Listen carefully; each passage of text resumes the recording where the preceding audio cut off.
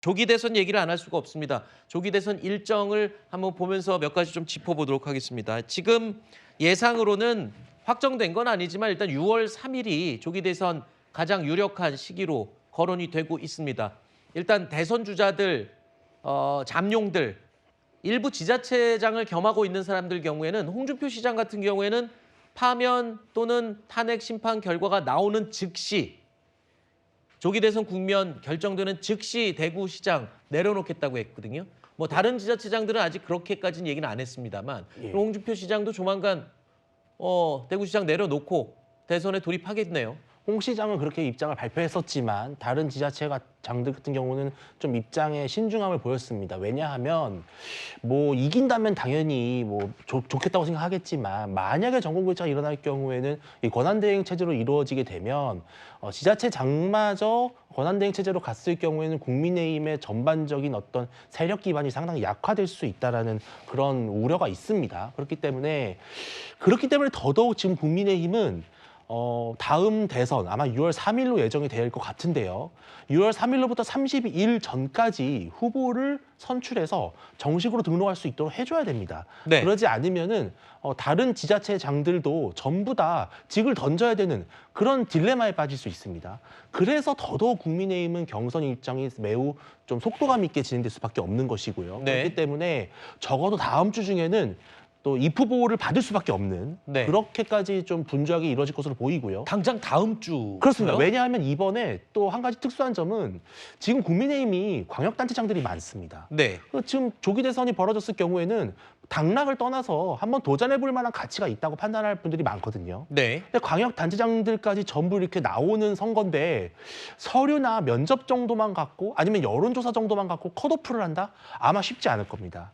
그러한 여러 가지를 고려했을 때는 경선 일정이 매우 촘촘하게 촉박하게 이루어질 가능성이 높습니다. 그렇다면 이 후보 자체를 접수를 받아야만 경선 일정을 가동시킬 수 있기 때문에 아무리 늦어도 다음 주 말 정도까지는 이 후보를 받아야 되는 그런 정말 촉박한 경선 일정입니다. 네. 그렇기 때문에 국민의힘은 아마 매우 바삐 당이 좀 움직이지 않을까 보고 있습니다.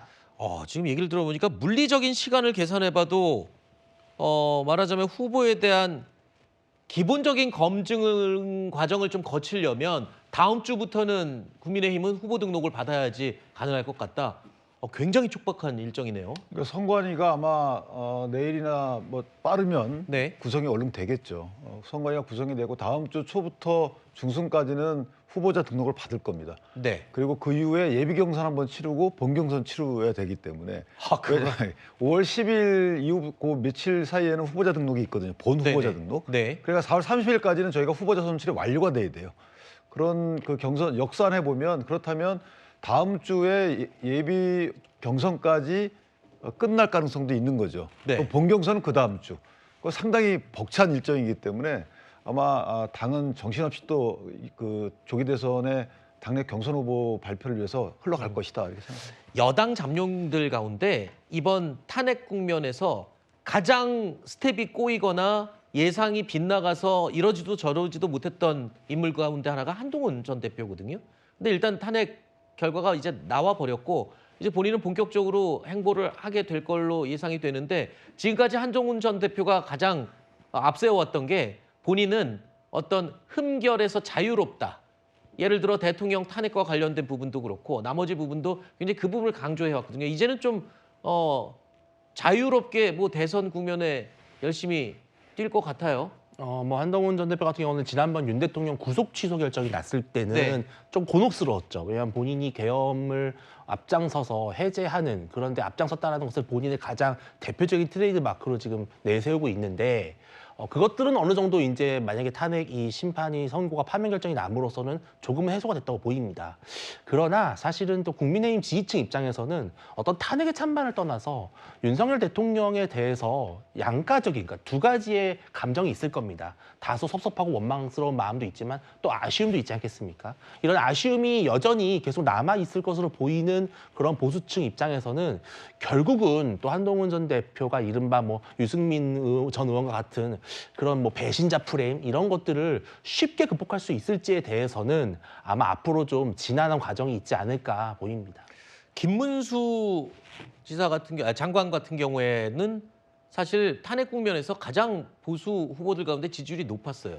근데 오늘 헌재의 결정 이후에 과연 어떤 지지율 여론조사가 나올지도 좀 궁금하기도 한데 김문수 장관 같은 경우에는 앞으로 적극적인 대선 후보로서의 활동이 글쎄요 있을지 좀 궁금합니다.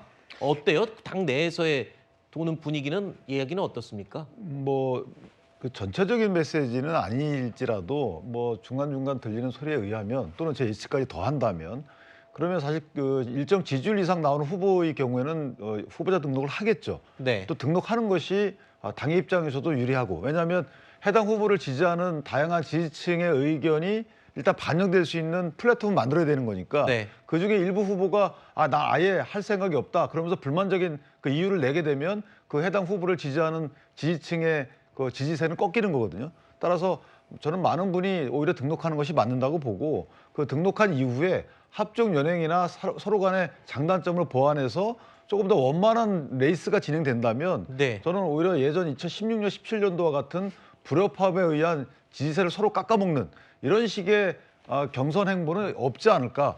왜냐하면 어차피 지는 경선인데 하게 되면 뭐 하겠습니까? 따라서 이길 수 있는 경선을 위해서는 합종 연행이 불가피하고 또는 본인들의 정치 일정을 다소 조정할 필요도 있는 거거든요. 예를 들면 지방선거로 돌릴 수도 있는 거고 당 대표로 돌릴 수도 있는 거기 때문에 다양한 당내 역학관계를 반영해서 서로 간에 협력하는 이런 모습이 나올 가능성도 없지 않아 있다. 네. 그렇게 본다면 김문수 지사 장관의 경우에도 상당한 역할이 주어질 수 있는 것이죠. 네. 지금 벌써 다음 주부터 후보 등록 받아야 되고 또 심사를 거쳐서 예비 경선, 본 경선까지 5월 첫째 주까지 그걸 다 끝내야 되는 촉박한 지금 일정인데 오늘 탄핵 심판 결론과는 또 무관하게 스텝이 꼬인 여당 잠룡이 있어요. 오세훈 서울시장입니다. 왜냐하면 최근에 지금 토지거래 허가제 번복을 비롯해서 명태균 게이트 의혹과 관련도 돼 있고요. 여러 가지 스텝이 꼬인 상황이에요. 다른 잠룡들에 비해서는요. 이제 토지거래 허가제 같은 경우는 분명히 이제 오세훈 시장이 뚫고 극복해야 되는 하나의 해프닝이었다 이렇게 당연히 말씀을 드릴 수 있습니다만 명태균 씨와 관련돼서는 오히려 최근 기류를 봤을 때는 별로 나올 게 없다. 근데 명태균 씨가 말한 것들이 이게 사실과 맞지 않고 또 압수수색까지 당하지 않았습니까?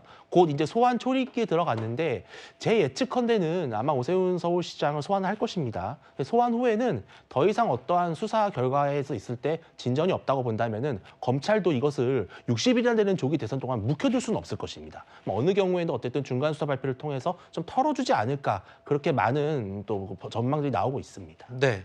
이 국민의힘 쪽에서도 워낙 많은 지금 여당 잠룡들이 지금 움직임이 이제 곧 활발하게 벌어지겠지만 민주당 쪽에서는 어떻습니까? 지금 거론되고 있는 국민의힘 후보들 어떤 식으로 좀 이제 움직임이 예상이 되는지 물론 뭐 의미가 크게 있는 건 아니지만 어떻게 바라보고 계시나요? 잠룡들의 움직임.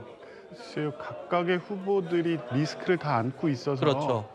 어떻게 정리될지 좀 궁금하기도 합니다.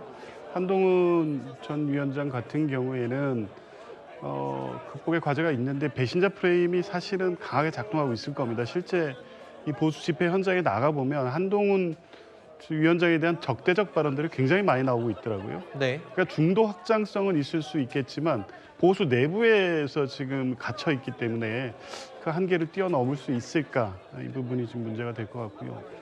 오세훈 시장은 아까 뭐 토지거래 허가제나 명태균 의혹 이 문제가 걸려 있고 홍준표 시장 같은 경우에도 뭐 여러 가지 지금 얘기들이 관련 의혹 관련해서 나오고 있기 때문에 이런 문제들이 검찰 수사 여하에 따라서 계속 문제가 될 수 있어서 보수 지지층들, 국민의힘 지지층이 경선에 나설 경우에 그런 리스크에도 불구하고 선뜻 선택해 줄 수 있겠느냐 이런 문제가 있겠죠. 그리고 내부에서 볼 때는 어떤 후보가 나오기를 내심 바라고 있으신가요? 그러니까 아무래도 뭐 누구라고 특정하기는 좀 그렇지만 네. 중도층의 소구력이 있는 뭐 후보가 나온다고 하면 그게 민주당으로서는 좀 걱정이 될 만한 것이고 현재 지지율 1위가 나오고 있는 김문수 장관 같은 경우에는 사실 확장성이 명확하고 이게 탄핵 국면에서 이 상대적으로 어떤 지지율로 이 표출된 거기 때문에 만약에 김문수 장관이 뭐 후보자로 확정된다면 민주당은 뭐 상대적으로 좀 더 좋은 결과를 기대하기 더 좋은 상황이 될 거로 봅니다. 가장 나왔으면 하는 후보로 김문수 장관을 꼽네요. 여기서 또 다른 후보를 이야기를 하게 되면 네. 아마도 국민의힘 경선 과정에서 저거 봐라 그냥 우리끼리 얘기를 민주당이 하는 거예요. 원하는 예. 후보다라고 얘기를 하게 될 개인적인 텐데. 의견을 전제로 말씀하시는 거니까요. 저는 사실 비상계엄 직후 그 탄핵 정국 초반만 하더라도 비상계엄으로부터 자유로운 사람이 만약에 조기 대선이 열리게 될 경우 가장 강력한 후보가 될 거라는 얘기를 계속 해왔습니다. 저는 네. 그 당시부터 한동훈 전 대표를 뽑았었는데요. 근데 그 한동훈 전 대표가 아무래도 비상계엄은 잘못됐다라고 얘기를 했고 탄핵 소추 통과에도 일정 정도 영향을 줬기 때문에 아주 비상계엄에서 잘 온 대표적인 후보라고 저는 생각을 했었는데 이 탄핵 정국이 장기화되고 그 안에서 뭔가 보수가 결집하는 과정 속에서 배신자 프레임이 좀 더 씌워졌죠. 네. 그래서 저는 그런 것들을 어떻게 극복할 수 있는가?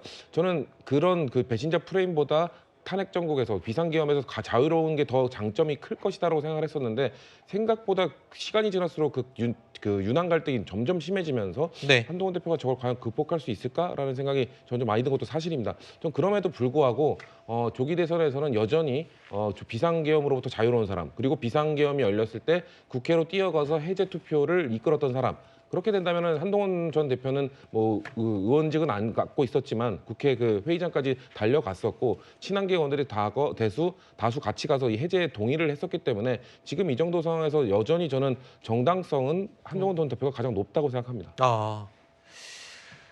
탄핵 국면에 잠깐 얘기가 적극적으로 나오다가 또 훅 들어간 게 이 개헌 관련 얘기예요. 그리고 대통령 선거 조기 대선을 앞두고 이재명 대표 오늘 선고 이후에 새로운 대한민국의 시작이라고까지도 얘기를 했었는데 87년 체제를 청산하고 7공화국으로 가자던 개헌 얘기는 그러면 뭐 어떻게 되는 건가요? 지금 가능성이 좀 뒤 후순위로 이제 밀려난 건가요? 사실은 국민적 관심사 측면에서 보면 개헌이 가장 앞선 화두로 던져져야 되는 거죠. 그러니까요. 헌재결정문에서도 이런 여러 가지 교착 상태나 아니면 전횡을 볼 때 대통령의 인식에 대해서는 이해를 하는 것 같아요. 그런데 네. 그 인식을 풀 때 저렇게 긴급권을 사용하면 안 된다. 뭐 제도로 풀어야 되고 민주주의 원리로 풀어야 된다는데 그 제도와 민주주의 원리가 없어요. 네. 그러면 그 제도와 민주주의 원리를 헌법을 바꿔서 넣어야죠. 만들고 가야 되는 거 아닌가요? 예를 들면 네. 그 제도의 민주주의 원리를 갖다가 국회의 권한을 좀 낮춘다든가 이런 식으로 해서 뭔가 갈등을 돌파할 수 있는 제도가 없는 상황인데 헌재가 답은 안 내놨단 말이죠. 그 답은 개헌으로 내놔야죠. 네. 그렇기 때문에 개헌은 강력한 화두가 될 것이고 이건 이재명 대표의 의지가 가장 중요하겠죠. 지금 이 벌어진 상황, 이 대한민국이 이렇게까지 어려움으로 몰렸던 이유가 정치권에서 여러 번 얘기했잖아요. 제왕적인 대통령제, 그리고 뭐 국회의 권한, 대통령의 권한, 뭐 이런 것들에 대한 과거 청산, 그리고 새로운 대한민국을 위한 뭔가 개헌을 통한 시스템이 있어야 된다. 이거를 해놓고 조기 대선이 하기에는 너무 촉박한가요? 저는 그렇게 생각하지 않습니다. 왜냐하면 사실 지금 87년 이후로 수십 년 동안 개헌과 헌법과 관련된 논의는 계속 해왔기 때문에 네. 이미 답안이나 다양한 선택지들은 나와 있습니다. 개헌은 이거는 논의의 문제가 아니라 선택의 문제고 결단의 문제거든요. 네. 그렇다면 차기 대선에 나오는 후보자들, 저는 이재명 대표도 사실 이 조기 대선이 전국이 시작되기 전까지는 개헌의 메시지를 안 내지만 네. 조기 대선으로 들어가면 이제 개헌 메시지 낼 수밖에 없다라는 얘기를 뉴스에이 라이브에서도 여러 번 얘기했었는데요. 이 내실 겁니다. 그러면은 차기 대선에 이제 아마도 보수도 후보가 나오게 되고 민주당에서는 이재명 후보 이런 분들이 내는 개헌안들을 종합해 보면 아마 이분들이 결단하는 정도는 여기까지구나. 이분들은 이 8공화국을 여기까지로 그리고 있구나라는 게 저는 공통 지점이 찾아지게 된다면은 바로 차기 정부가 들어서자마자 빠르게 추진해서 왜냐면은 사실 또 권력을 잡게 되면 이게 어느 정당이 될 수는 알 수는 없지만 마음이 다 바뀔 수 있거든요. 그렇기 때문에 선거 과정에서 명확한 약속을 받아내고 시기까지 우리가 올해 안에 이걸 끝내자라는 약속을 모든 후보들에게 받아낸다면은 저는 그렇게 될 때야 8공화국으로 넘어갈 수 있다라고 생각하고 있습니다. 제일 무서운 말이 그거거든요. 대통령 되고 나면 마음 바뀔 수 있다. 네. 지금 그게 아니었으면 하는 바람입니다. 네. 그러니까 이 개헌 논의는 지금 성추행 부의장 얘기처럼 꽤 오랫동안 여러 가지 논의가 진행되어 와 있기 때문에요. 그 논의에 시간이 필요한 건 아닙니다. 결단이 필요한 게 맞는데 최근에 이제 부각된 거는 이 탄핵 국면에서 정치적 유불리에 따라서 개헌 논의를 자꾸 부각시켰기 때문에 그것이 적극적으로 추동력을 갖기에 좀 부족했지만 네. 대선에서 주요 의제 이슈화 될 거는 당연하고요. 네. 다만 이제 구체적 일정 제시까지 가능할지는 더 지켜봐야 될 것 같습니다. 네. 그러니까 논의의 문제가 아니고 이거는 뭐 과감한 결정의 문제다. 그러면 이번 조기 대선 국면과 함께 개헌도 함께 신속하게 추진이 될 것이다. 다만 새 정권이 들어섰을 때를 대비한 뭔가 확실한 스케줄을 정해놔야 된다. 지금 그 얘기시잖아요. 동의하십니까? 예, 그렇습니다. 근데 60일 동안의 개헌은 사실상 현실적으로 불가능하다고 그러니까요. 친다면 네. 적어도 내년 지방선거 전까지는 누가 대통령이 되든 누가 정권을 잡든 개헌을 해야 된다. 근데 거기에는 또 반드시 임기 단축과 같은 자기 희생이 수반돼야 될 가능성이 높습니다. 그렇다면 이제 국민들은 판단할 겁니다. 여야 혹은 국민의힘과 민주당의 주자들 중에 누가 정말로 대의를 위해서 자신의 임기를 희생하고 체제를 전환하는 제7공화국의 문을 여는 대통령이 될 것인가. 저는 이것이 또 이번 대선에서 상당히 중요한 전망 포인트 중에 하나라고 생각을 합니다. 알겠습니다.